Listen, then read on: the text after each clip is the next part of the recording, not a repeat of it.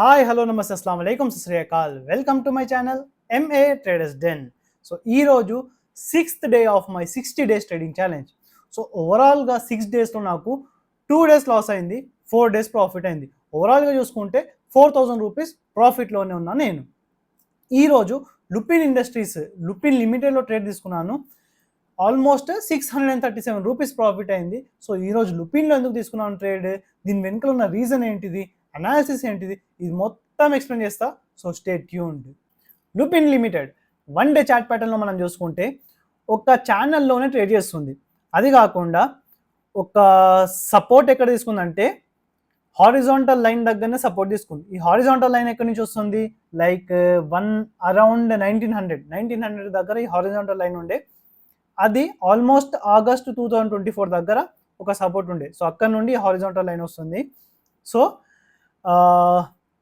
Horizontal line దగ్గర support తీసుకుంది, ఛానల్లో నడుస్తుంది. ఇంకోటి నేను ఎక్కువ నమ్మేది ఏంటంటే, ఒకవేళ ఒక ట్రేడ్ కింద వస్తూ అక్కడ ఒకవేళ హ్యామర్ క్యాండిల్ ఫామ్ చేసిందంటే నేను దాన్ని ఎక్కువ నమ్ముతా. సో ఇక్కడ మీరు చూసుకోవచ్చు, ఒక హ్యామర్ ఫామ్ అయింది. హ్యామర్ ఫామ్ అయిన నెక్స్ట్ డే ఒక కంప్లీట్ బుల్లిష్ క్యాండిల్ ఫామ్ అయింది.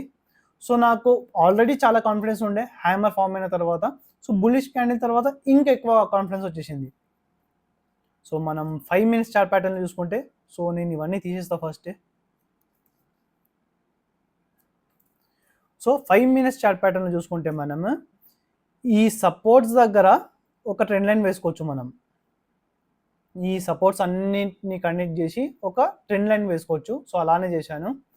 అలానే ఈ హారిజాంటల్ రెసిస్టెన్స్ దగ్గర ఒక ట్రెండ్ లైన్ వేసుకోవచ్చు మనం.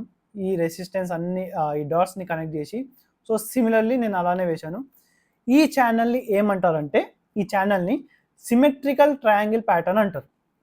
సో దీని ఇంపార్టెన్స్ ఏంటంటే, సపోజ్ ఇది పైకి బ్రేక్అవుట్ చేస్తే పైన వెళ్తుంది అనమాట ట్రేడ్ స్టాక్, కింద బ్రేక్అవుట్ ఇస్తే బ్రేక్ డౌన్ ఇస్తే కిందికి వెళ్తుంది అనమాట.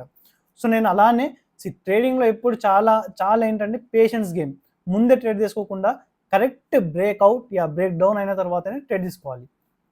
సో కరెక్ట్ సపోర్ట్ దగ్గర ఇంకోసారి చూసుకోవచ్చు మనం. ఇక్కడ ఒక హ్యామర్ ఫామ్ అయింది. మళ్ళీ మీకు కనిపిస్తుందో లేదో,